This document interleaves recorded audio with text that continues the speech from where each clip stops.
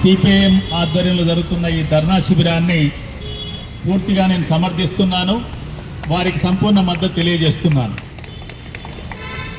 ఈ ధర్నా శిబిరానికి అధ్యక్షులు వ్యవహరిస్తున్న నగర పార్టీ అధ్యక్షులు శ్రీనివాస్ గారు, పార్టీ రాష్ట్ర కార్యదర్శి వర్గ సభ్యులు డిజి నరసింహారావు గారు, ఇతర మిత్రులందరికీ పేరు పేరున అభినందనలు తెలియజేస్తూ, వాస్తవంగా ఈ సమస్య మీద ఈరోజు నగరంలోనే వేల మంది బస్ భవన్ దగ్గరికి రావాల్సిన అవసరం ఉంది.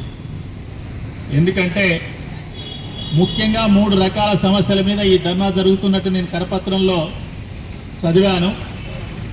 ఒకటి, ప్రజా రవాణా మెరుగుపరచాలి.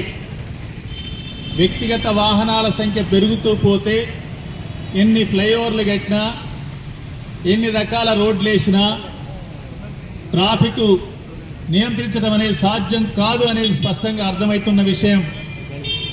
గత 10 సంవత్సరాల్లో కొన్ని ఫ్లైఓవర్లు కట్టినా, కొన్ని రోడ్లు వేసినా కూడా ఇంకా ట్రాఫిక్ పెరిగింది తప్ప, ప్రయాణ కాలం పెరిగింది తప్ప ప్రయాణ కాలం 1 నిమిషం తగ్గలేదు. కాబట్టి దానికి పరిష్కారం, ప్రపంచవ్యాప్తంగా చెప్తున్న పరిష్కారం ఏంటంటే, అనుభవంతో వచ్చిన పరిష్కారం ఏంటంటే అందరూ కలిసి ప్రయాణించే ప్రజా రవాణాను పెంచడం. ప్రజా రవాణాకు హైదరాబాద్ నగరంలో 3 రకాల అవకాశాలు ఉన్నాయి. ఒకటి ఆర్టీసీ బస్సులు, రెండవది ఎంఎన్టీఎల్ రైళ్లు, మూడవది మెట్రో రైలు. ఈ 3 రంగాల్లో కనుక మెరుగైన సౌకర్యాలు కల్పిస్తే తప్పనిసరిగా వ్యక్తిగత వాహనాలు ఎవరు వాడాలని కానీ దాంట్లో పోవాలనే కోరికున్న వాళ్ళందరూ ఏముండరు. తద్వారా బ్రహ్మాండంగా ట్రాఫిక్ను కంట్రోల్ చేయొచ్చు, ప్రయాణ సమయాన్ని తగ్గించే అవకాశం ఉంటుంది. నగర కమిటీ కోరుతున్నది ఏమిటి? ఇప్పుడు నగరం మొత్తంలో కూడా ఆర్టీసీ బస్సులు 2500 మాత్రమే ఉన్నాయి.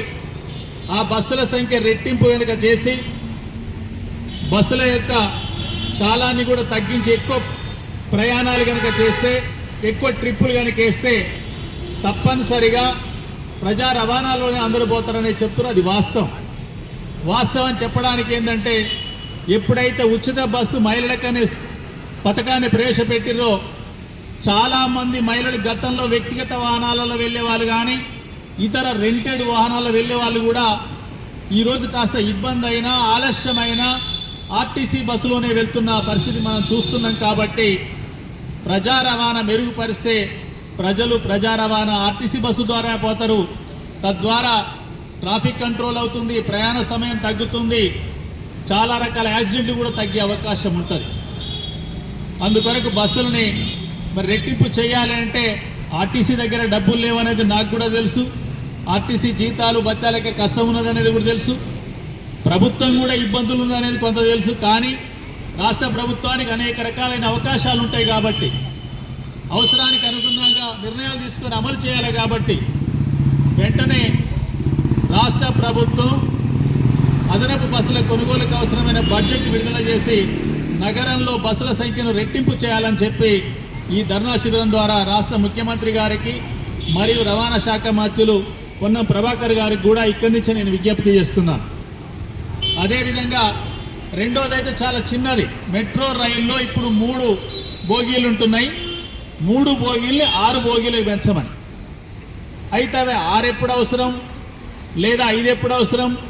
వాస్తవంగా మనము జూబ్లీ బస్ స్టేషన్ నుంచి ఇక్కడ ఈ బస్టాండ్ పోయే ఈ రైళ్ళు అయితే ఎప్పుడు ఖాళీగానే కనిపిస్తున్నాయి, పెద్దగా అవసరం లేదనిపిస్తుంది. కానీ ప్రధానమైన మార్గం ఎల్బీ నగర్ నుంచి మియాపూర్ వరకు ఉన్న మార్గమే చాలా రష్ ఉంటుంది. ఎప్పుడు కూడా నిలబడుతుంది కూడా చోటు ఉండలేదు. వాటెమ్మటే గమనించి ఆ మార్గంలో తప్పనిసరిగా 5 కావాలన్నా 6 కావాలన్నా నగర కమిటీ చెప్తున్నట్టు 6 కూడా అవసరమైతే 6 వేసి చూస్తే తెలుస్తుంది.